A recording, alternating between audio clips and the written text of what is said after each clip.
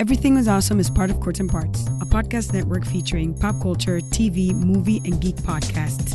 Check out some of our other shows, like TV Ate My Brain, Let's Chat with Revelin Friends, and Podstalgic at courtsandparts.com.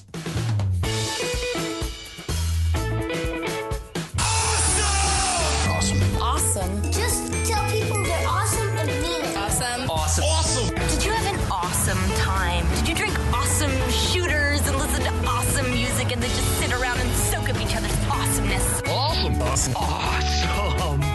awesome. You guys are awesome. No, you're awesome. You are awesome. Sir, you are awesome. Seriously. Awesome. Everything is awesome. Welcome to this week's edition of Everything is Awesome. I am your host, Kev, and this is the show where we sit down and talk to awesome people about awesome things. This week, we finally, there's two guests that I've been trying to book for probably the better part of a year. And we've teased this week's guest a few times. One, because it was supposed to happen, and then I forget why it didn't happen, and one for a gimmick with Batman a couple weeks ago. So welcome to the show. She's an actress. You've seen her in La La Land. If you're a fan of Once Upon a Time, she's played the evil queen in the rock opera. Please welcome to the show, Amiee Conn. Amiee, welcome to the show. Hey guys! Hi, thanks for having me. This is awesome. Yes. Thank you for doing the show. Finally! Yeah, I know. Absolutely. No, I've been wanting. I do apologize. I'm so sorry. It's taken a year to get us through this. Yeah, I would say you were probably more so like 6 months or so, I think. Okay. Okay. Good. I'm glad to hear that. Yeah. So you weren't as long, but we're still working on that other one. Right on. That's we'll keep working. Yeah. See, kids, everything. if you're just annoy people on a consistent basis, it'll eventually will come true. Absolutely, totally. That's the best part. And this is like one of those weird interviews. Like this is like really similar to when I interviewed Ace, because there's a background. Like normally all right. So first to the audience, there's maybe a clicking sound throughout this recording. I apologize. It's just me tap dancing. I'm practicing for a new role, so I'm so sorry, but I gotta keep doing it. That's what it is. Not my lack of experience in podcasting for 10 years. But normally these interviews are like I go in blind. I don't know anything about anybody, and I keep it that way to keep the conversation fresh. Cool. But this one is like almost like kind of the opposite, but not the opposite. Where like I know enough to where it's dangerous to have just a conversation that no one cares about. Right. And we've actually met in person one time long ago. Yes. That's something that you have over Ace is that he refused. He couldn't come out last time you guys were out in New York. Right.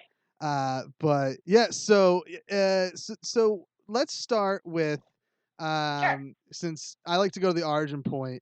Okay. At what point when you were a kid did you realize that acting and being in show business and singing or whatever it is you consider yourself in the entertainment business, when was it that that's I know I want to do this?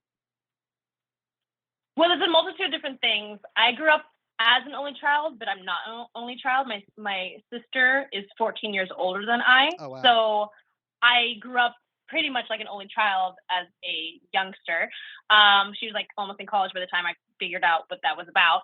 But my dad is a musician. He had a band for a long time, so I always grew up around music. My mom was always into artistic things. I grew up in Sonoma County. It's very artistic and hippie and loving atmosphere. So I was always a ham. My mom would be like, you need to put in like theater or something to dance. Started dance when I was a toddler. So I was always around artistic endeavors, which I'm very grateful for.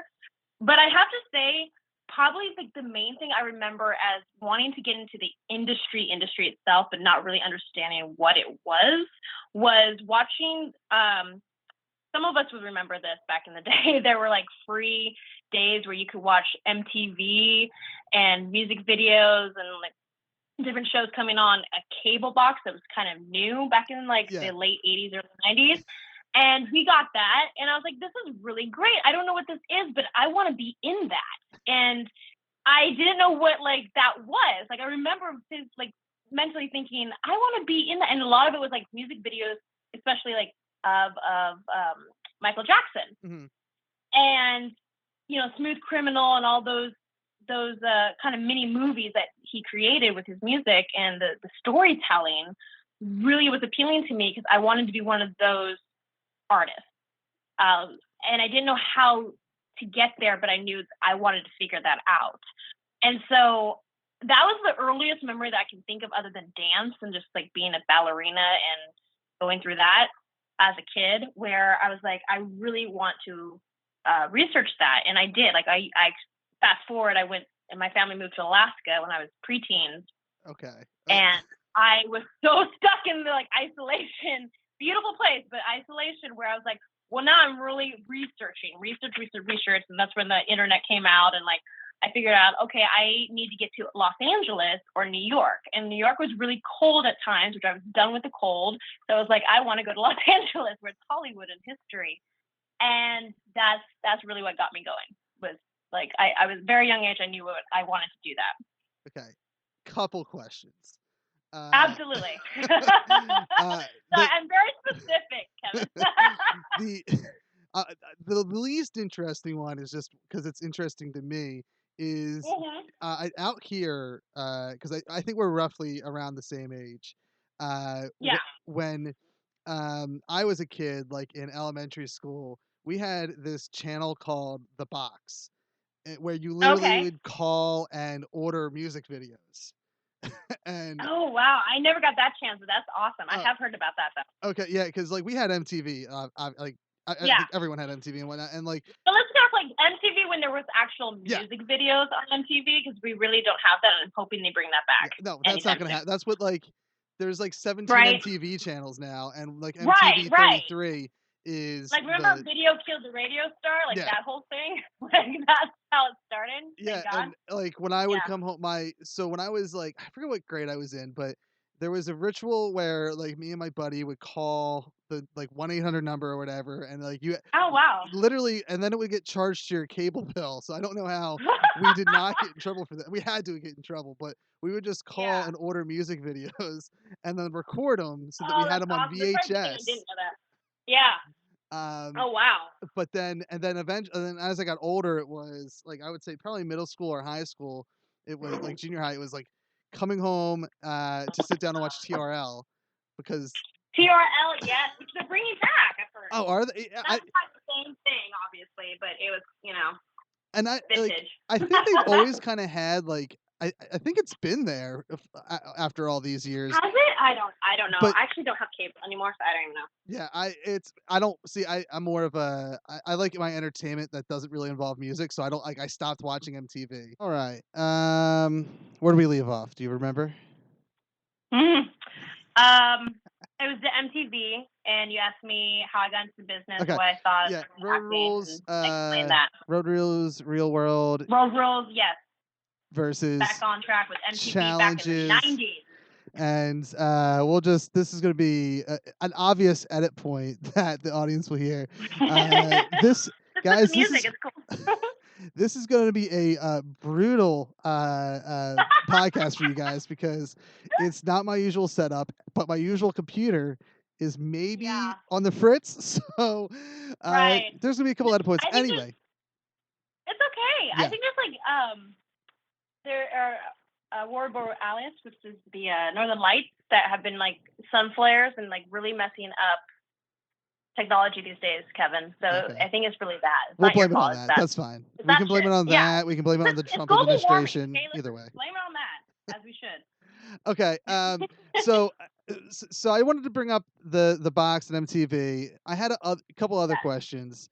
Of course. Why Alaska? What happened to go from California, sunny California, to cold Alaska? Yeah. Another day of sun, right? No.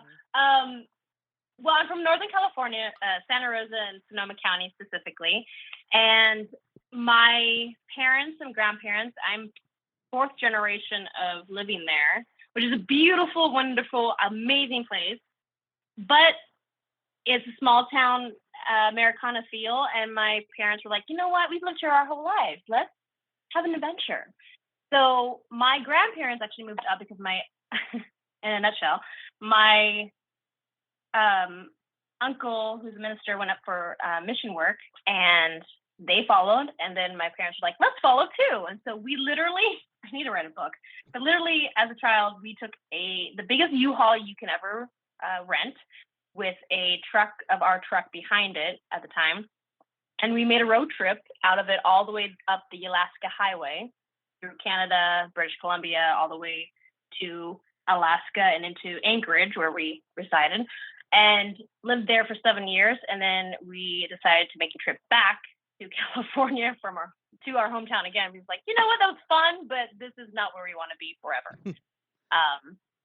So yeah, that's in a nutshell, that's what happened. So, okay. And, at the time it was hard, but I'm grateful for it now. It's a gorgeous state and beautiful atmosphere, but it is, when you're talking about the last frontier, it is the fucking last frontier. Okay. Well, and that probably answers my next question, because you Sure. you said that New York was going to be cold.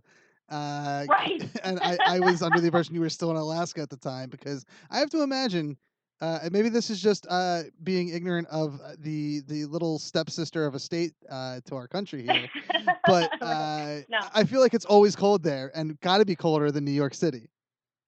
And actually, in the summertime is absolutely gorgeous. It reaches 80 degrees, which is very hot. For where I was, which is Anchorage, which is not the capital, but is the main city. And so I was grateful because there is a lot of culture and art.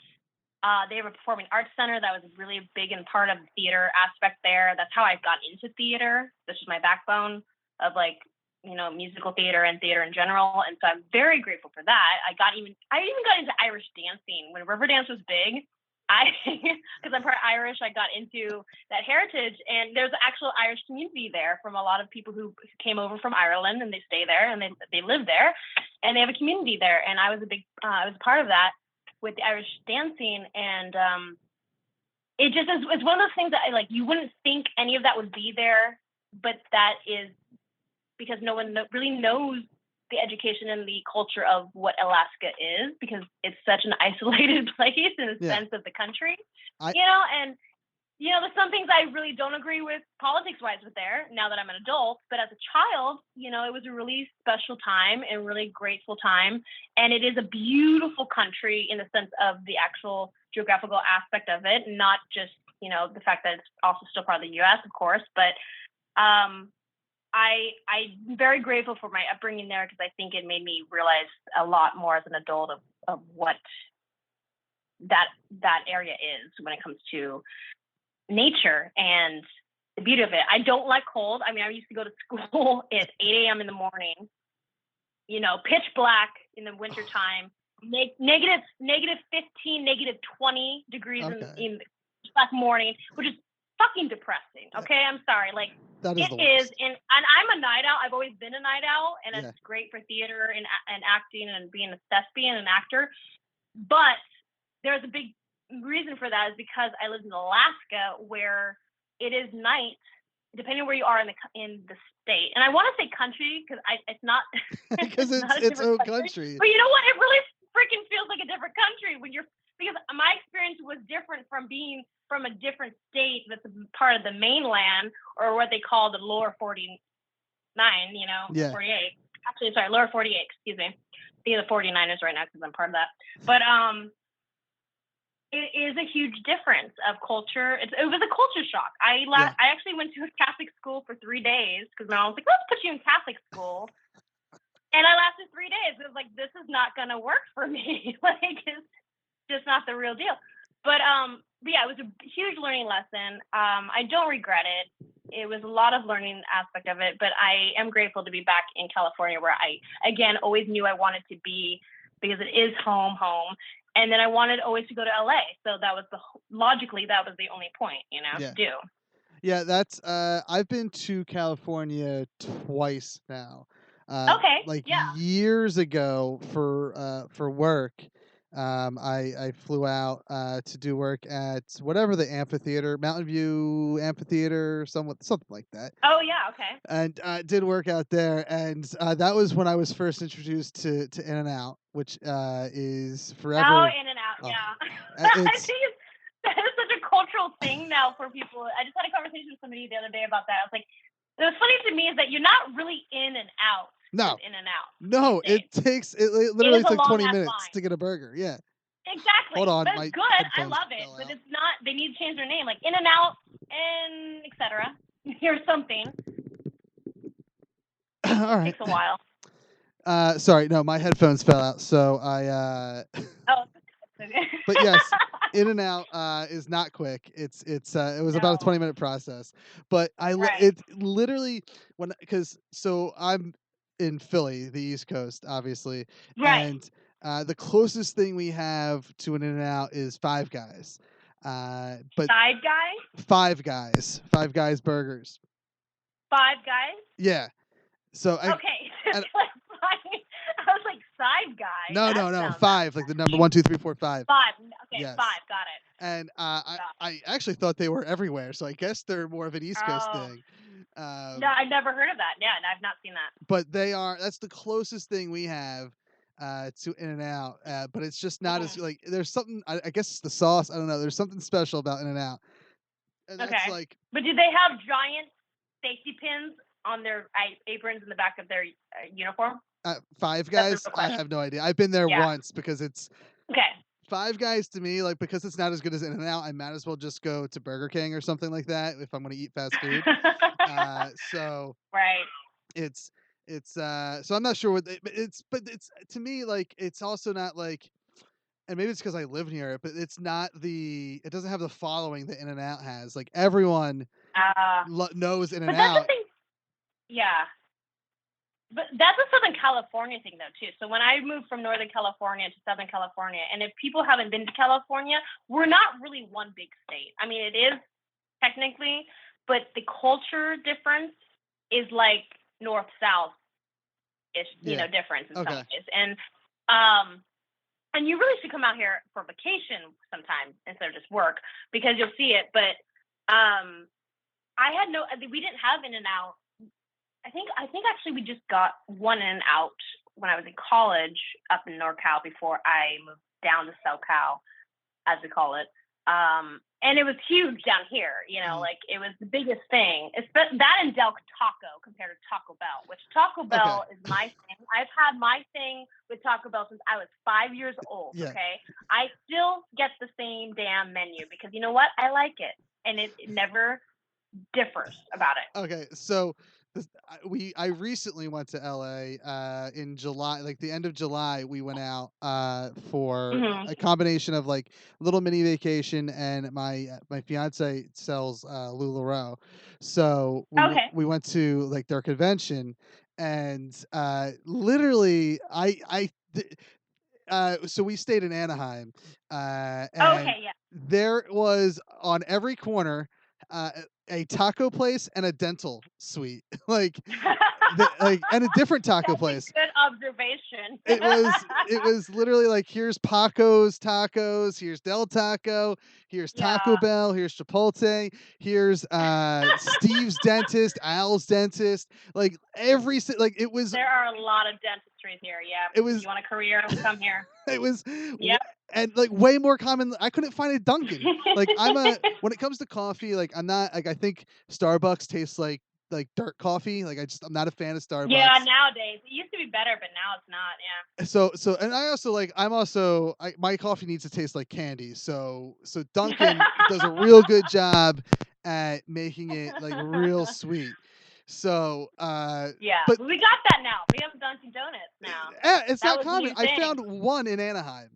Like, really? Oh, well, in LA we have a bunch more now. Like it's crazy. Yeah, it was but the best part about that trip was going to and I know like you guys go there all the time, but like going to Disneyland was the first time I've ever been. And it's like being able to compare it to Disney World, which is I've gone to 2 or 3 times now. Okay. Is like what a world of difference between the two Oh. theme parks. I have a question for you then. Yeah. Like, how did you experience that? Because I've never been to Walt Disney World yet. That's a goal of mine in the next year. I'm a huge Disney nerd, and obviously in different ways. And it used to be where when I was living as a kid in NorCal, we saved up the whole year to make the trip to go to Disneyland for like 3 days, and it was huge, and I loved it. But now that I live here, I made pact to myself after these 10 years I've been here, being like, I have to have a pass. I have to have the option of going when I want to. And I don't need to stay the whole day. I can go just for a couple hours if I want to. But I have my friends who really love it too, and we go and have a great time. But the thing I love about Disneyland is that it is the original that started it all. Whether you like it or not, it is historically that. But what was your take as being someone who went from, your first experience being with Disney World compared to Disneyland being here? So, the best comparison I have, which is not going to work for you, Okay. but Fair is enough. I respect. I live about 10 minutes away from Sesame Place. Oh, no way. Yeah, so it's like that's cool. It's only special. it's I think now the only Sesame Place in definitely in the country, maybe in the world. And that's what Disneyland is. Like, you go to Disney World and it's crazy busy. Like, you can't I bet. you have to go I can't through even imagine. Like, I can't even imagine right now. Yeah, Magic Kingdom, we've gone in January and we've gone in April. And both times, like, for what I imagined Disney World was, it wasn't terrible, but it was definitely like, even in the Magic line or the Fast Pass line, you're waiting about 15 minutes. The Magic line, that makes sense. Yeah, that's true. Mm-hmm. In That's true. Disneyland, it was literally at most a 5-minute wait for us to sit in a Fast Pass lane. And for me, like, I have 2 kids, a 5-year-old and a 3-year-old. Perfect ages, yes. I would rather take them to Disneyland because it's way less crowded compared to Disney World. And like, I don't even want to call it a negative, but the only thing that was like really off to me was the fact that, like, your castle is so tiny, like, compared to Magic Kingdom. I bet. But I mean, if you think about it, it was the first, so it was like the first, beta program of figuring it all out for the empire that was built. In a sense. We were able to get on every ride that we wanted to get on in Disneyland. Awesome. Versus Disney World, like, you have to really know how to schedule. It's like there's experts that, like, you go to say, plan my day for Magic Kingdom. So I'm always intrigued by those people who are like, oh wow, I'm going along with what you say because I don't know, but I trust. Yeah, Disneyland. We were there from like I think they opened at like 8 or something like that. I'm not sure. Okay. And I think we went on a Sunday, so they opened at 8 or 9. Or we got there. We walked into the park by like 9 a.m. I think, and we stayed till about 3. And we went on pretty much every single ride. And you guys have the Indiana Jones ride, which we don't have. Yeah. Rumor has I thought you guys had that. No, Hollywood Studios has a stunt show for Indiana Jones. That's what I'm thinking about. They did that with Full House back in the day. Yeah. Gotcha. The rumor is we're getting that Indiana Jones ride because they're going to, in the Animal Kingdom. Yeah, Animal Kingdom, they're supposedly developing like a section for Indiana Jones. Rumor is we're getting that ride. It is. It really is. My favorite. I commend that ride for years. Yeah, it's so I enjoy Disneyland way more than I enjoy Disney World. The only difference I'd say, like, I guess is the actual negative, is that Disneyland seems like if you're like saving up to go out, like, and you don't live in state, that seems like, oh, I'm gonna go to Disneyland and in California Park, and then like that's gonna be my 2 days of my week there, and then I'm gonna go find some other things to do for the 7 days that I'm out in California. Versus you go to Disney World for 7 days and you need more time to do stuff. Right. Yeah. I know. I'm curious about that. And then now that this is such a Disney pod all of a sudden. But I love it. I mean, I've always been. My mom was huge on this. She she actually was she was an extra in the Disney film when she was a kid. So I was like always really big about Disney. Yeah, Pollyanna, specifically in Sonoma County. But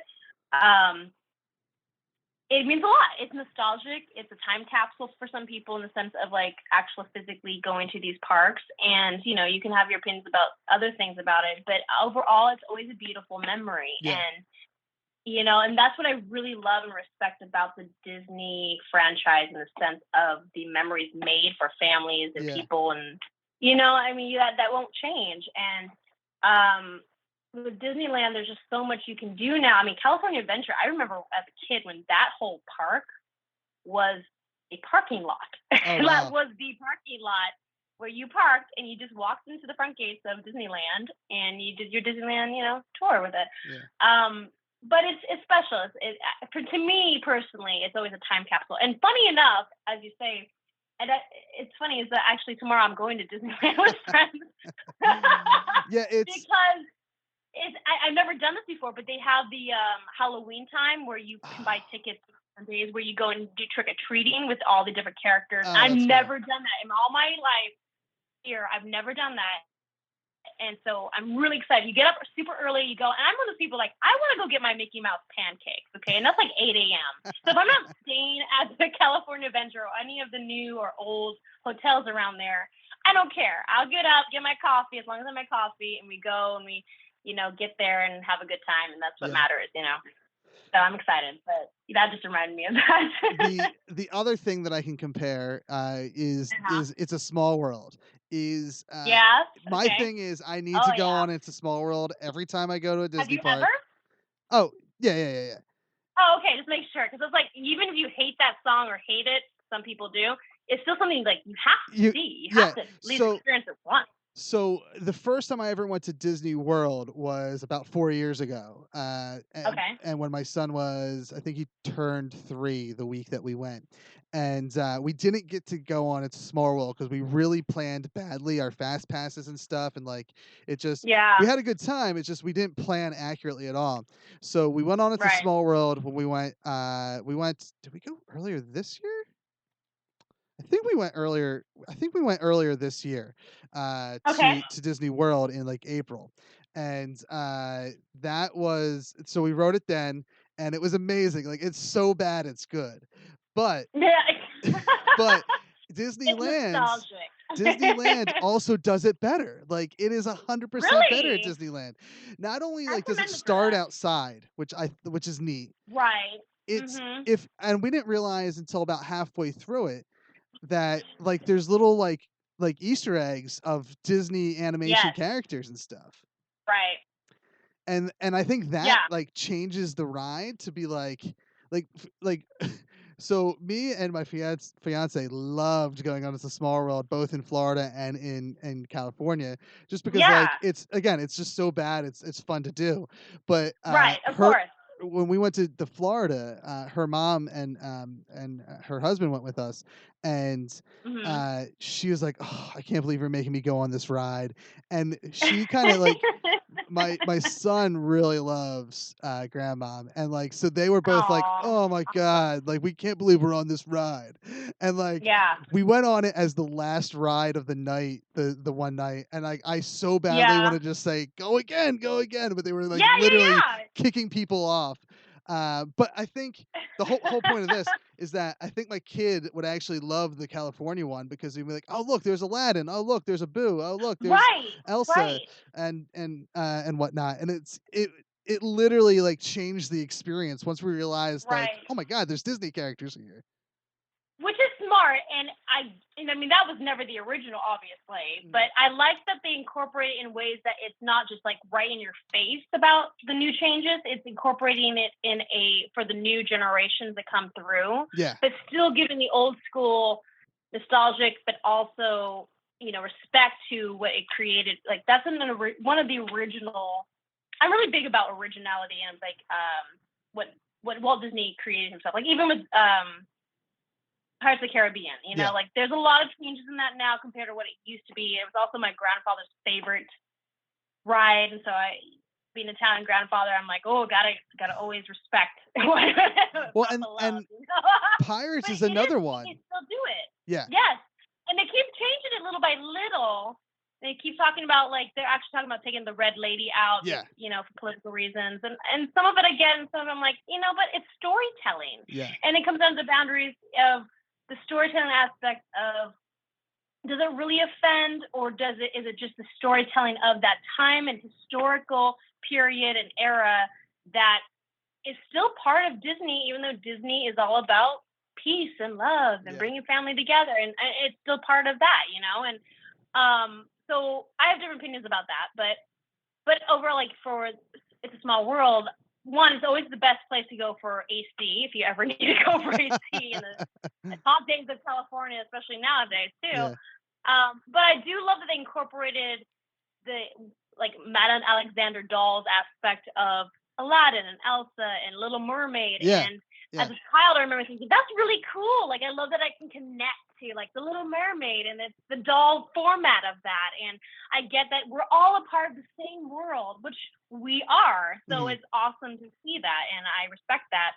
But you can't knock it in the sense that it's art and it's beauty, and it's, like, you know, part of the originality persona of what Disneyland was supposed to be about anyway. So, you know, I love it, and I will always love it. So I love to see the other parts of it too in the world, especially like Orlando and you know, Walt Disney World specifically. Well, and two more Disney related things before yes, we please. I'm Disney nerd. attempt to move on.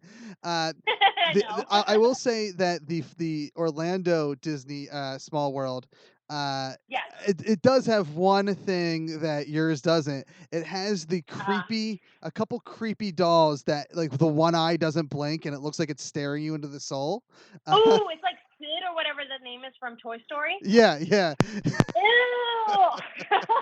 I haven't seen that yet, but I'll look out for it whenever I go. Oh. Yeah, they should fix that unless it's intentional. There's no way. There's no way that's intentional. But that's the one in Florida. That's Florida has that. I really appreciate the scary. Like, it's that one is way more like I could picture a horror movie taking place on that ride. Which is perfect for Halloween, but Halloween time in any part of Disneyland or Disney in general is supposed to be, you know, fun. Yeah. And then Pirates is another ride that that is slightly different than it is in Florida. And it's like the slight changes that I guess technically Florida made yeah, for sure. I guess are for the worst, because I really enjoyed, like, the differences that it was at Disneyland. Like, it's like there's no sudden drop, like the way, like, in the very beginning of that ride in Florida. So, like, they don't have that. Really? Yeah, I mean, I think there is a drop somewhere in the Florida one. Oh, I love that drop. But that's like the best. The very first drop that you have, it's like a tiny little one, and like you go through a restaurant. Like, I thought that was really cool. Like, right, which is non-existent in Florida. They don't have that. They don't have that there. They don't have you don't go through a restaurant. You literally are just on a ride the whole time. Interesting. It is. It's just, and obviously, you know, I'm sure Disneyland did it because of the space constraints that they have versus Disney World. I was just say, I'm sure they were utilizing the space that they had in the park, as small as it is, because it used to be an orange grove in Anaheim. Okay. But they utilize it in an artistic way of, like, oh, well, let's just make this restaurant also part of the experience. Yeah, you know? And it totally is like great. Like, it's, as a guy who's been on both, it totally is like a game changer, and like for the good. Like, it was so. And also merchandise. I mean, I'd be like, if I had already dined, I have dined there before long ago, but I would be like, oh, that's awesome. I want to go have dinner there afterwards, babe. Like, let's go get dinner there, babe, afterwards, with the little fake fireflies that come around you. Yeah. Oh my God. It's romantic, but also mysterious. You know, like, it was. Works. It's great. Yeah, I definitely, marketing. Hands down, would say, like, in a positive way. If I had to choose which one I liked, like which one's better, it's Disneyland. I think the only thing that Disney World has to offer is, like, oh, we also have Hollywood Studios, we also have Epcot, we also, like, they have more, and you can spend, Yeah, if you just want to go somewhere and not have to find like 50 million things to do and just have everything in one place, Right. Disney World Which does is that. great.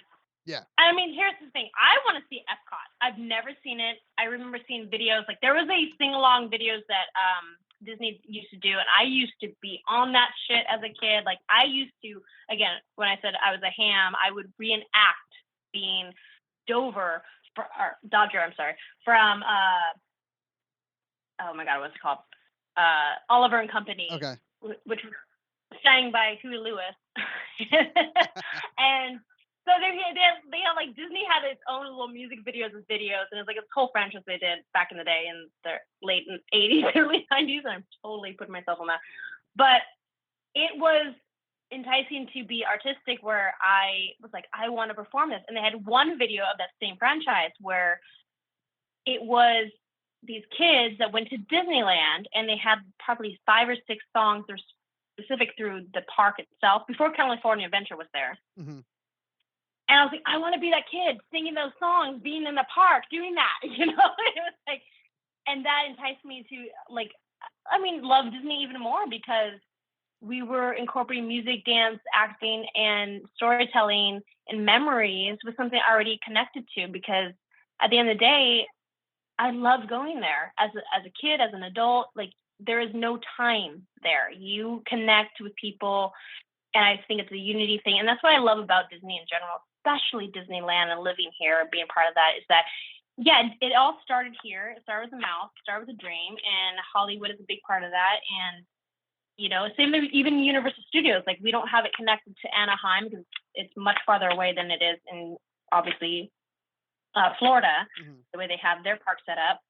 But the intention and the dreams of that is still there, you know, that started it, that created it, and continues creating, because it's still working, not only park, but with Universal Studios anyway, it's a continuing studio that creates the art we all look at, and some of us are a part of and want to continue in the future, you know. And it's like, that's huge. And that's something to, like, really look at in California anyway, of being parks. It's not just parks to have entertainment with family. It's memories built, and the network of the film industry and TV industry too, you know. So that being said, I'm just saying, like, my experience with that is it's huge to be a part of that, as well as an audience member in the sense of Disney and Universal. When you touch on that, that reminded me of that. Yeah, it's neat because I was able, like, I never, like, the only memories I have as a kid when it comes to theme parks is Sesame Place, which is And that's something I didn't know existed. So that's an actual yeah, place you can go visit, like a land, like a park. yeah, it's an amusement park. That's amazing. Yeah, and I had no idea. you can visit you know, Big Bird and all the Sesame Place guys. Wow. But it is very, like, whereas Disneyland World, whatever, any theme park in Disney, you can find, like, things to do as an adult. Really, Yeah. Sesame Place, like, once you hit about 10 years old, you stop having, like, my nephew he doesn't like it anymore because it's all, the only ride there that's really for, you know, adults and bigger kids is the big they have rubber rides, ducky okay. water slide. Everything Ooh, else. that sounds fun. Oh, and that's I love that one. Of course, that one, it took 5 years to get my kid I have on. to see this in my lifetime. I really do. It's That's amazing. I had no idea. Yeah, it's a neat, like I said, I don't know, like, if you're in your 30s with no kids, if, like, you can. I always, like, whenever, like, Yeah, kid at heart. yeah, when I used to meet, like, after work, when I worked around the corner from there, I would Yeah. meet my fiance and the kids there after work. It always felt weird being that, like, hey, I'm 29, 30 years old. Let me walk into your theme park on my own. Like, it always felt really, like, that's the difference, is that you don't feel that when you're walking into Disney.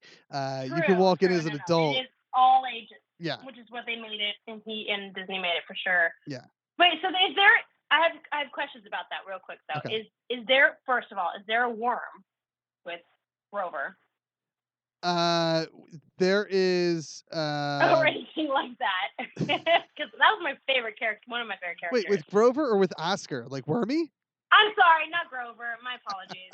Oscar, yes. I'm sorry. It's been a while. Yes, I believe that when I think like there's I don't know He went about. to the moon, man. He went to the moon. He went to the He did. fucking moon. They Uh, gotta give him credit for that little worm. I believe when you see a guy, like when there's someone dressed up as Oscar, I don't know if there's one on his trash can lid. There's someone dressed up as Oscar?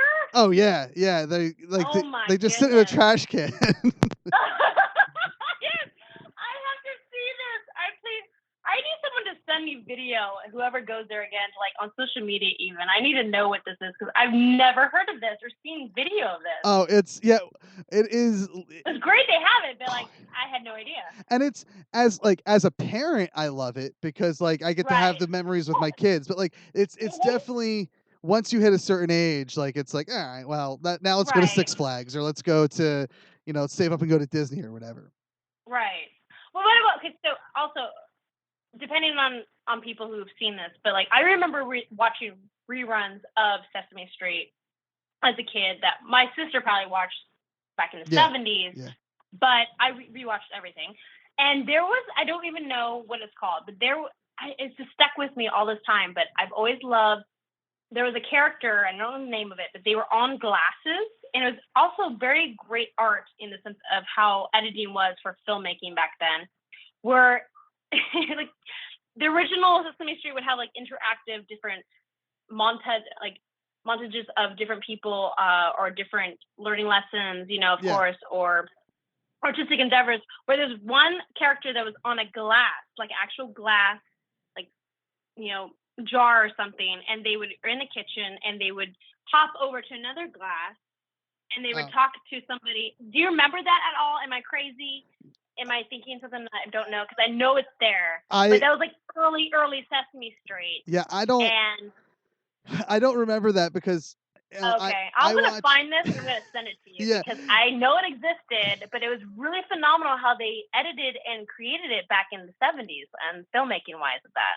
Yeah, I watched Sesame a lot when I was a kid, but like I when I used to wrestle, I've had a couple concussions and chair shots to the head, so I don't really. Yeah, I don't remember much from the childhood. Okay, it's cool, man. It's all good. I'm gonna find it and I'm gonna show it and I'll like put it on social media and we'll acknowledge it then because I know I'm not crazy with that, but it's really creative and smart of them back in the day. I know that within the last 5 years, I was watching it because one of the kids was watching it, and they still do occasionally replay like it's brand they new. replay it. Well, they play brand new like Muppet stuff. Like it's like a new story with Big Bird. But then like those lessons in between, they literally showed a video from the 70s. You could just tell by the quality difference. Oh yeah, of course, yeah. And it's like when I forget what it's called, those books that they made into movies, and it was like the mouse on the motorcycle. I don't know if you ever seen that movie. Okay. But it's like brilliant because it's like stop and go animation, where it's I don't know. I think it's better than CGI nowadays, to my opinion. But yeah, CGI is like my thought on CGI is like a very like I guess because I'm a fan of horror and like I don't know who said I don't know if it was JJ or somebody else, but somebody said like CGI is a great thing to help assist you with your practical effects. Like, agreed. And like, agreed. Yeah, like that is I'm not a fan of and I don't think anyone really is Don't a fan be lazy. of the prequel trilogy to Star Wars because that's all not practical. And like I mean I guess there's a generation of kids that like that movie, but for me it was just garbage. And I agree. JJ brought it back. You know you can do better. You know they can do better. You know they could give more care and fuck about it. To be honest. Yeah. I have a friend whose cousin created the whole concept of CGI in the sense of Jurassic Park, the first movie. Okay. With the whole part of the scene where the T-Rex and the banner at the end. Yeah. And it's one of the most iconic parts. And I actually went and saw that movie when it was re-released in theaters, and it still holds up. Oh God, yeah. Because people gave a fuck about what they did with CGI back then, because it's new and a brilliant and poignant part of filmmaking, and they had no idea what that was going to be. They just did it. They they had a passion for it, and I remember hearing that story the first hand. I was like, oh my God, you had no idea what you had ahead of you. Like that was going to make filmmaking industry and everything just even more amazing than it already is. But I feel that they've gone lazy with it into the filmmaking world of, well, even animation for Disney, if we go back to Disney, this is totally Disney podcast tonight, but it's like, but for real, it's still part of the filmmaking world and industry where it's like, you don't need to rely on that. Utilize it, respect it, but don't rely on it where I can tell those wolves are fake. I can tell, even Beauty and the Beast, the new movie, like I actually loved it. There's some parts that I was like, I've done the show myself as Belle. I've done, been a part of it. I remember the original because I was a child when it came out and I loved it and I connected to it. But to see even the wolves or the beast itself is great, but I miss the makeup. I miss the prosthetic. I can't say that. I can't even say it. Prosthetic. There you go. Even Beauty and the Beast back in the 80s. I don't know if you ever seen that TV show, but unfortunately. You remember that? Yeah, seriously. But it was amazing because it was real. Oh, we have guests coming in right now, by the way. Okay. Oh, this is good. Looks good. Hey guys. Hi. Hey, be a podcast. Yes. Come in. Be a part of it. Hi. You guys be a part of it? Who is it? This is Kevin. Hi, Kevin. Hello. Andrea Rutherford. Hey, it's Nene. Nene in the house. Oh. Hey, it's McDaniel, who was also Sleeping Beauty in Once Upon a Time, the rock opera. So we're talking about prosthetics in the filmmaking world. Do you have any opinions on that? What are those? Practical effects. Cool effects. Bring cool effects back instead of CGI. Anyway, please chime in if you want to, because you're more than welcome to. Proceed, baby. Yes, you did. So anyway, Kevin, yeah. So that was my point with Beauty and the Beast back in the 80s. Yeah, we had an opinion about that. Where we wanted more reality. Yeah. Because here's the thing, when people I'm working on some film making in projects where we want to create more of that prosthetics because it creates an audience where you can actually relate to it instead of your brain thinking, oh, that's obviously fake. Yeah. It's not real. And we already know that. Like even the blue people, what was it called? Avatar. Thank you. Yes. I love that film and I loved what they did with it, but I would love to see even Labyrinth back in the day. Like my whole point with that is like you connect to those gremlins and those, the 80s had it. The 80s really fucking had it. And I'm not saying we need to bring the 80s back, but we need to bring something more tangible back so that our brains and as an audience member looks at them like I'm connected to that because it scares me or it ignites me or I feel for them. I feel for that little creature that's not actually real. E.T. E.T.'s prime example of that. Well, and it's also like it gives you the filmmakers that are more inventive, like the Sam Raimis of the world. Like he doesn't. Yeah. Evil Dead isn't Evil Dead if he has CGI and he has a big budget to go behind it. He had to like put a camera on a piece of 2x4 to get the shot he wanted. Right. I mean, I don't know budget-wise, but I feel like it's cheaper too. So why the fuck not? Yeah, I mean, who knows what with the today's technology? I think it's actually more expensive to do practical effects just based off of. It probably is because it's like animation. It's not as used as it used to be before, and not respected like it used to be before. Exactly, but it does make the world a difference. Like it gives you a movie like Force Awakens versus Attack of the Clones or Phantom Menace or something like that. Right, exactly. So now you touched on something about playing Belle once. So let's get back to you, and when you moved out to LA, what was like you graduated college, you moved out to LA. What was your like first gig?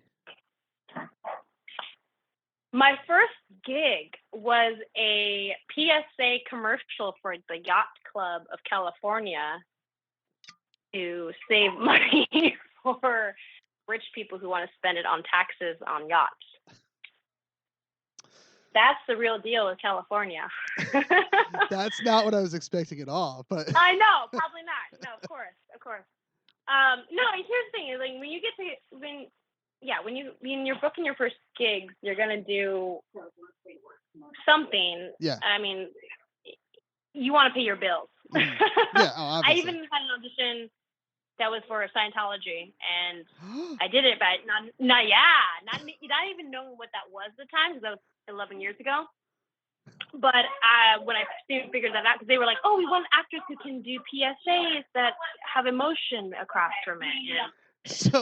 So were they recruiting you in, or they wanted you to do work for them? Yes. No, and I've actually watched a lot of Leah Remini's A&E show, which is brilliant, and it is real, and it's phenomenal. And I've actually met her a couple times, aside from that, but in the world of filmmaking and life here in LA. And I look back on it, I'm like, wow, I dodged a bullet. I'm so grateful because I would never have gone through there. But it's just a real life thing here that, you know, I actually had just on Submission Work, which is a site for acting purposes for commercial stuff and everything here. And they changed their name for different purposes of casting, like the production companies. Like one is called Golden Era, which keeps blasting. I haven't seen it for a while, actually, and this came up recently, probably because of her show and her Emmy-winning show, for good reasons. And it was actually the same name that I remembered from the PSA, and I was like, wow, I don't say I was a victim of that, but I definitely was a part of being reeled into something that I thought was a good acting gig. And then they kept afterwards being like, oh my God, you were such a great actress. And you totally had a great emotional, you were able to give the emotion correctly with the way we wanted it. Like, we think you should come back. And like, they really do reel you in to think that you've done the best ability that you can, which you have. You've given your all probably, which I did definitely. I tried, but like, it was just phenomenal to think back and like, wow, if I had been looking for that validation, then I could have been that person who really was sucked into that. And that's scary because that's not real. That's not acceptable. That's not what we came here to do, you know? Yeah. But they kept calling me. They kept calling me back in, and I literally had to block them at one point. For my phone to be like, no more, because this is not a casting actual agent wanting me to come back for a TV show or for a film or whatever it may be, web series even at the time, you know? So yeah, it's interesting to look back out. I just want to get in a room and sit down and have like all the conversations and all the questions and have them, because it's such a crazy thing. Yeah, no, for sure. I mean, I'm learning more as I go, and I've experienced it with different people I've encountered throughout the years living here, and some good, some bad. And that could be a whole different podcast. Oh my God, I didn't even click. Yeah, that you are probably like just surrounded by people who are in it or have been trying to be pulled in or have absolutely. left. Those people, I think, looking back on it now, especially after seeing that series and reading on it and doing research and being, not ignorant about it, which a lot of people are. Myself included. Well, and that's fine, because how would you? Like, you're not here, you don't see it, but there are people that that are around it, at least, and it's a cultural thing. But it's very fascinating, it's very interesting to look at, but when you are actually, connecting to it to a degree of coming across it in your lifetime of living in the space that you're living in, the city you're living in, it's like there are people who do it because they don't have anywhere else to go, and they need validation, or they need a connection, or they need to know that they're doing something right in their life, and that's human nature. But then there's people who in their career they want to have a career, so they'll do anything almost to be a part of that, and that's a huge part what they look at and they go after. Like, a big part is they go after actors, specifically females that come into LA for the dream, and they help them to figure out where they can go with that, and not all just females and males too, but I'm just saying, like, almost a stereotypical aspect of the female actress wanting to have the goal and dream of being the actress and being able to have their dream. What can we do to help with that? And then it goes into, well, if you do this, if you sign up for this class, if you do this. I remember going to AMDA. I went to AMDA, American Musical and Dramatic Academy, and that's right in the heart of Hollywood. So I was right down the street from all the buildings that they own now, which are all beautiful historical buildings, which I fucking hate because they're beautiful historical buildings. I'm like, leave them alone. Let them be historical buildings and museums or something. But they do. And I remember walking by, going to get lunch during my break at classes and with my friends and coming back afterwards. But in between, we go and get lunch, and they would come out, they'd be outside, say, oh, come in and take the test. So they do, you know? And I was like, oh, I'm okay. Thank you. Really appreciate it, but it's not for me. And I don't know how many times, literally, they would yell at you for not coming in. Oh, well, you're a lost cause. Like negative shit. And I'm not being fake. I'm being honest with you right now. That is what they would do. And I thought, well, I don't know what that's about. And I remember saying this one time to this gentleman. I was like, I don't know what that's about, but I definitely do not want to be a part of your society if that's how you treat me. You know, like it's a real unfortunate shit. And there's real deals of people being hurt by this. Yeah. And it's real. It's not fake. It is real. And people need to acknowledge that. And they are, because there's enough people coming out saying the truth. And when the truth speaks the truth, you can't deny that. You can't hide that. I would take Especially that in today's test age. in a heartbeat just to like say I took it. Like, And the vibe you get, you know? yeah.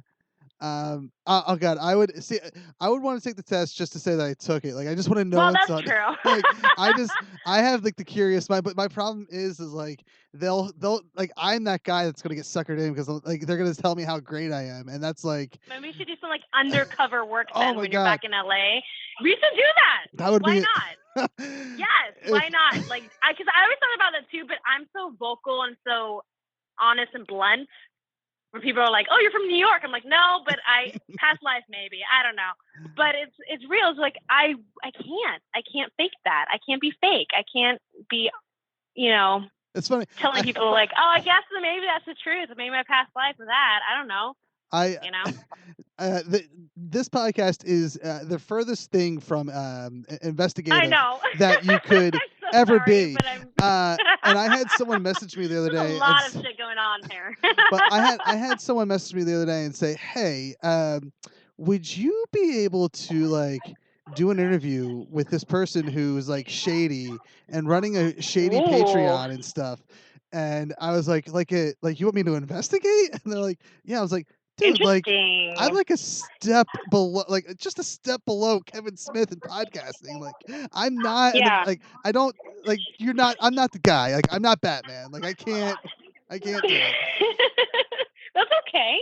So Nothing wrong with that. I turned it down because I should have played along a little bit more just to find out who it was.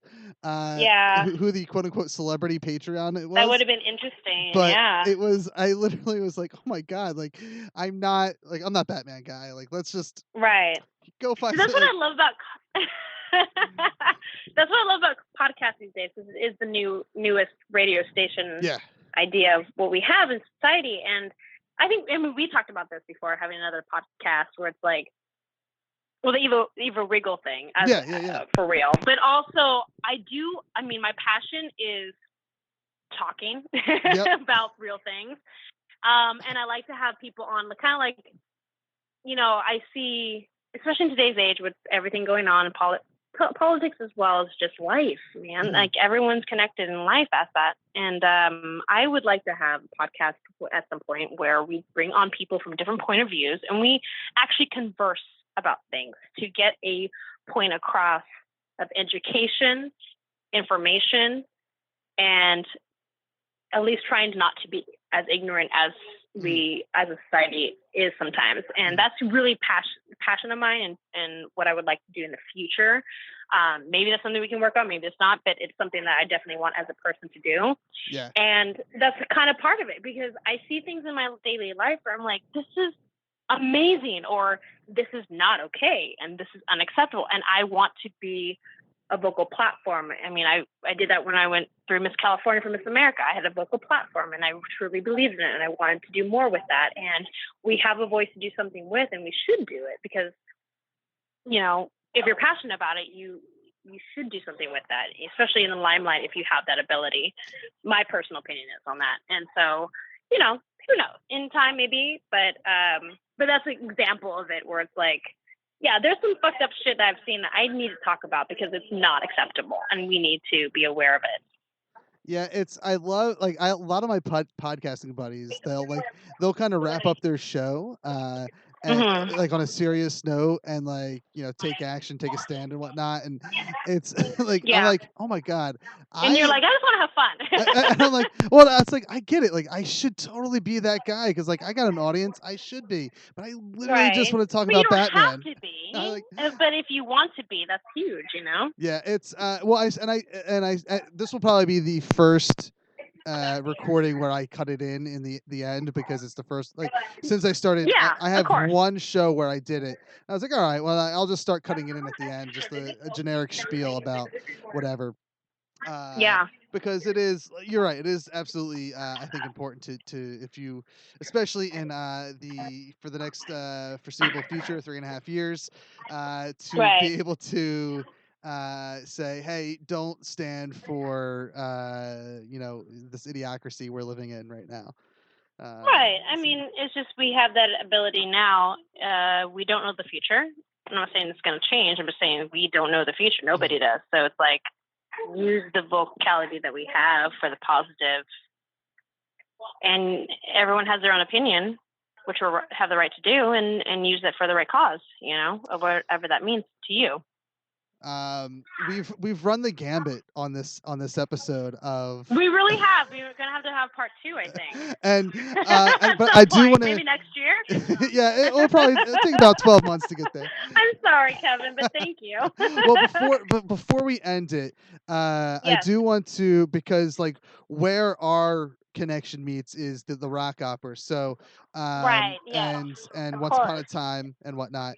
So I just want to how did you get involved with the rock opera? Were you watching Once Upon a Time beforehand, or did you become a fan of the show because of the rock opera? So I've always been a fan of the show Once Upon a Time. I actually followed Lon Peria's career for a long time, and I really respect her as an artist and actress and everything she's done before. And then she booked Once Upon a Time, and also being a Disney nerd, I was like, oh, this is a great show. I can't wait for this. I remember being at, it's called the Grove, which is a huge outdoor mall in Los Angeles in West Hollywood, and seeing the poster for the first time, once, and underscore being Once Upon a Time. I was like, oh, this is like fairy tale. And then I read into it, and I was like, I need to audition for this. And of course, I never got the chance, unfortunately. But I had mutual friends who were into Disney theater, and that was Ace Moretto and then Aaron Segman and his wife, and she was creating it. And I had a chance to audition for the Evil Queen. I was like, hell yes, I'm going to try this, go for it. I have musical theater background, great. Did it, and immediately was like, okay, yeah, you're the Evil Queen, great. So we did the film, we did well, and then we toured it and continued touring, and it was great. And then we met the actual cast, and the cast is always, and creators, and they've approved, and they've been a part of it, and in the sense of loving it and being positive about it. And so that was the main experience of it. And it was a dream come true, because, I mean, when you step into, Lon Peria is amazing woman and amazing actress, but when you step into her presence and she's like, I know who you are, straight to your face, I was like, oh my God. Okay. Because it's like SNL. I mean, not the same thing, of course, but when there are SNL actors, for example, maybe not the same thing, but Baldwin's going for Trump, it's you don't want their approval, but you want their approval because you're parroting an actual person who's created this character that you respect, you appreciate, you adore, and you, at the end of the day, respect.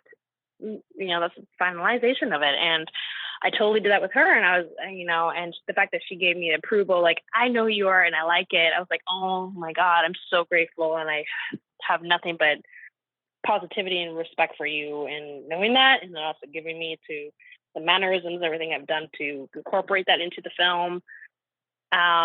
Yeah, it was huge. It was an honor and at the end of the day, just respect to the ninth degree. And what's really nice about meeting the creators and the cast and whatnot, and Yeah, them approving of it is like not all creators, like a lot of creators could be real shitty about you doing something with their IP. absolutely. Yeah, And and rightfully so in some degrees. yeah. Like if you don't do it, yeah, for sure. And that was my fear at the end of the day.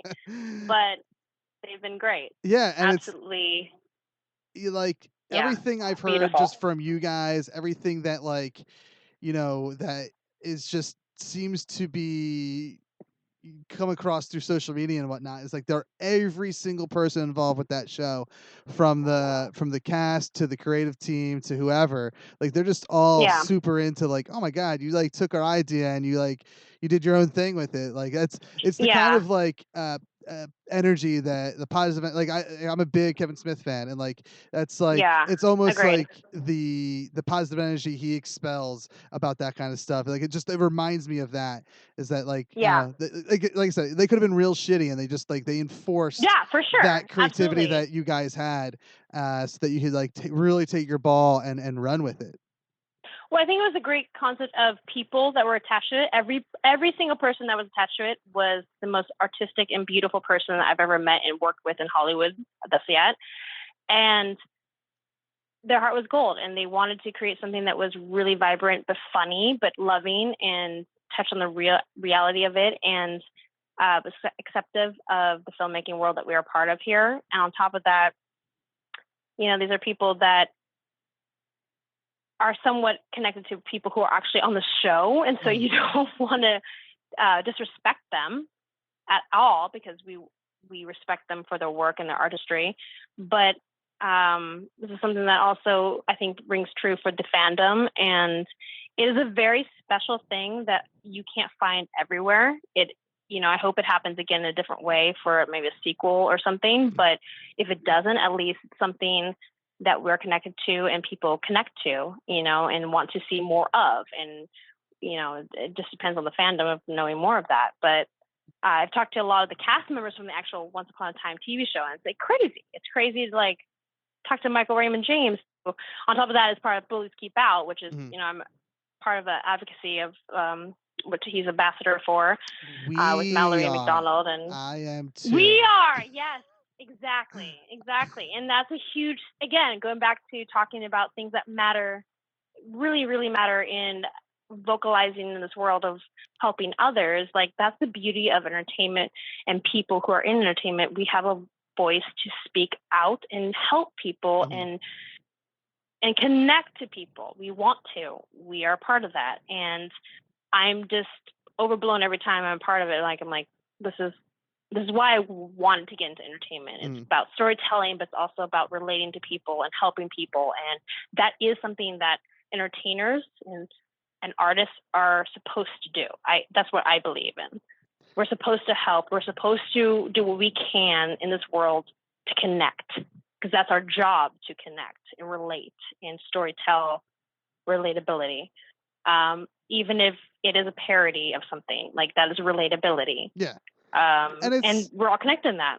And it's legit storytelling too. Yes, I've gone on absolutely. record saying that the rock opera is 100% better than season 5 of Once Upon a Time. Like, it's just I have my issues with that show. Yeah, a lot of people do. That start around But, season 5. I mean, until they bring us on as entertainment or stand-ins or something. It's we're working actors here too, and contributors and producers and everything. So we're part of the industry, but it's like, to be able to be connected to that is an honor first and foremost, no matter what it is, connecting with individuals. But it's like, we've made something that people love, and that is fucking amazing.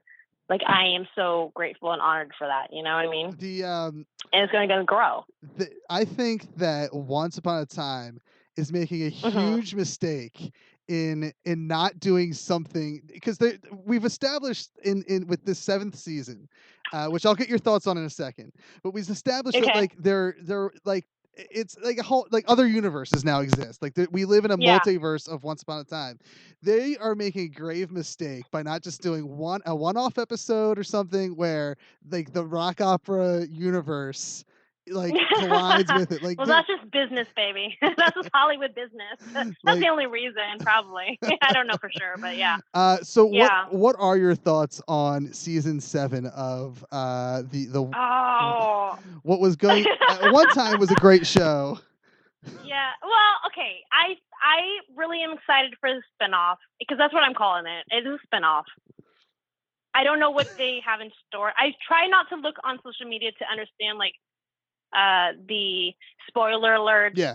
I know the new actors that are part of it.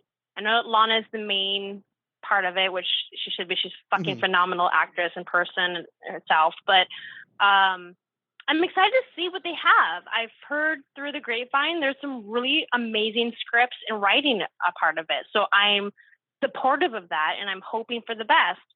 But I don't know, as I'm still also an audience member. You know, and so I'm hoping that it's going to be a new take, but at the same time, I'm respecting the past. I really feel like the past 6 years is something you got to respect. It is something different.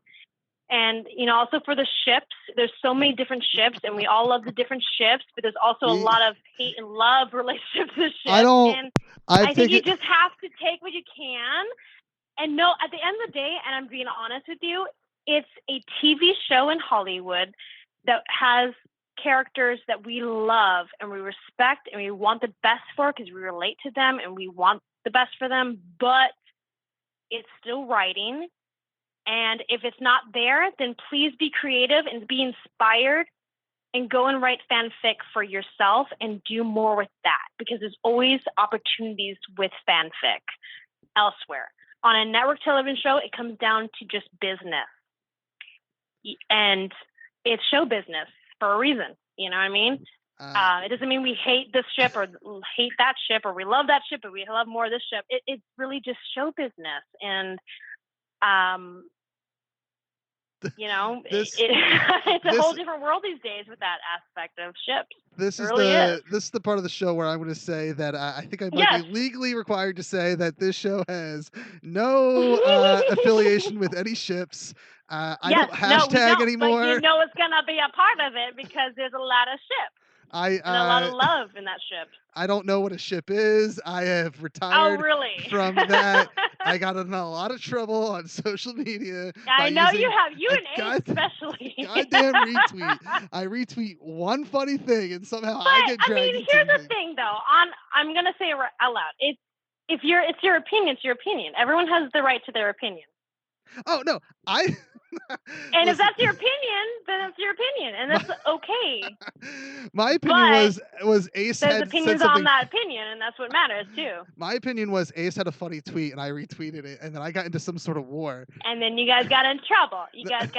And then that's when I said I am never using a hashtag again. The Flash fans, they don't go ape shit when I talk about a thing. Oh, Flash? Yeah, I don't even know. Okay. And I have a friend Arrow, and I'm like, I don't even know that ship. It's too many. Oh god, it's too many. Oh yeah, no. That's another. I keep on forgetting that, like, because like going back to your hangout with BKO and whatnot. I'm like, oh man, my friends hang out with. Yeah. I was like, man, my friends like hang out with famous people. I'm like, wait, Keep Out right now. My friends are famous people. So that's because you know the dude that plays T-Sphere guy, Echo, right? You're just cut out. I'm so sorry. Oh. Who? You know from Arrow. You know the guy who Echo. Yeah, he plays the. Yeah, Echo Killam. Yeah, he's phenomenal. He's great. Awesome. Yeah, I've known him for years before you even booked that. Yeah, he's great. Yeah. That's amazing. Great actor. He's a great improviser. I see a lot of him at with friends who work at Iowa West in Hollywood. He's shout out to that. Easily, because Arrow has been like a show that goes downhill the last few years. Okay, see, it's not quite like going downhill like Once Upon a Time did, but it's definitely like he's the high point. Like when they cast him on the show, like he's like one of the characters that like, oh man, thank God he's on screen. No, he's very talented. He's got great hair. He's funny as shit. I know him for a long time, and also We're birthday twins, actually. So nice. yeah. That's Yeah. awesome. Same thing. All right, yeah. So we went on many tangents, but that's normal. We for the did. show. I'm sorry, No, but I'm really that's- having fun with you, Kevin. That's the point of this show is We tangents. do have a lot more to cover at some point in another episode. Yeah, At least. yeah. We'll have you on in a year. Let's. Yeah, 7 years. I mean, 7 episodes. Oh my God, 7 months years or something. I don't 6 know. months. Do you do like once a month? Oh an no, this is episode? weekly. This is weekly. Oh, okay. Well, then 7 weeks from now, we will cover a lot more because I have this whole thing in front of me and it's not even placing it. So it's cool. Yes, we went on a big Disney tangent. Before we Disney tangent, exactly. which is fine. Disney and Scientology. That was 2 tangents. I'm sorry. I'm I'm just being real. I don't even know where it comes from. I'm just being honest about it. I kind of expected the Disney tangent. Did not expect the Well, that Scientology makes sense. tangent. But Yeah. it's all good. I love it all. Before we let you go ahead and tell people where they can find you out there in the public. You can find me. My whole name is spelled A-M as in Mary, I-E-E, C as in cat, O-N-N as in Nancy. And that's all the same thing in any social media aspect. So whether it's Facebook, @Amiee Conn at Instagram, @Amiee Conn on Twitter, and whatever else is out there that I don't know I'm part of, that I am, that is where you can find me, and Google, whatnot. But please connect. I love connecting, and that's my whole name. You really lucked out with having like a unique name because like I'm grateful to my mother who was like, I want a French name. It's Amiee. And like, Amy? No, it's M before I, and that's the difference. Since the internet started, I've never been able to find anything with Kevin Gallagher. It's always been some weird nickname. So now I just stole Kevin Smith's bit and I'm at that nerdy Kev. Well, that's real estate on the internet. Like you know that, right? Like when you buy a domain or you get it, it's real estate on the internet. Oh yeah. You have that. Own it. Take care of it, no matter what. Yeah, except I'm not paying millions of dollars for KevinGallagher.com. I'm okay. No, don't do that. Celine Dion did that. That was the whole thing when the internet came out. She didn't buy it, and somebody did, and she had to buy like millions to get her name back for .com. That's what I heard. I don't know. I don't know her. I'm all right with having people go to thatnerdykev.com. I'm fine with. I think it's a good name. That's good. I'm a guy who's lived his life of in gimmicks, so I'm fine with that, not using my real name. Anyway, you do comedy? No. Wrestling is what I is where. Oh, okay. Yeah, well, I used to. You should. I used to. Yeah, no. I can't. I'll maybe do. I cannot do comedy. Event. We'll do a charity event. You do some comedy. That's gonna happen. Be awful. Fine. If you want to, stand around and like get for a good cause, Kevin. If you want to practice booing, then I will 100% be your guy to go up on stage and tell some jokes. Okay, fair enough. You can be hecklers. Fair enough. Practice your heckling. Amiee, thank you for doing the show. Thank you for having me. I really do appreciate it. It's finally good to hear you. And Andrea says bye too, because she's still with me. Nene says bye. And for those that don't know from the Everything is Awesome audience, she is from the Once Upon a Wine show with Amiee. Yes. All right. For Everything is Awesome, I'm Kev. You can find this show on Twitter at. God damn, I'm gonna have to redo this outro. I think it's okay. It's all good. You can find this show on Twitter at Real Awesome Pod, on Facebook and Twitter. On Instagram, we're at Awesome Podcast. You can find me on Twitter at That Nerdy Kev. You can, of course, snail mail us if you want to send pictures of dogs riding zombies. I don't know why, but you can send pictures. Snail mail that to P.O. Box 177 in Fairless Hills, Pennsylvania, 19030. And, of course, you can find us on awesomepodcast.com. We are part of the Core Temp Arts Podcast Network on coretemparts.com. For Everything is Awesome, I'm Kev. We've been awesome. Thank you for listening to the Core Temp Arts Podcast Network. To listen to more Core Temp Arts shows, visit coretemparts.com.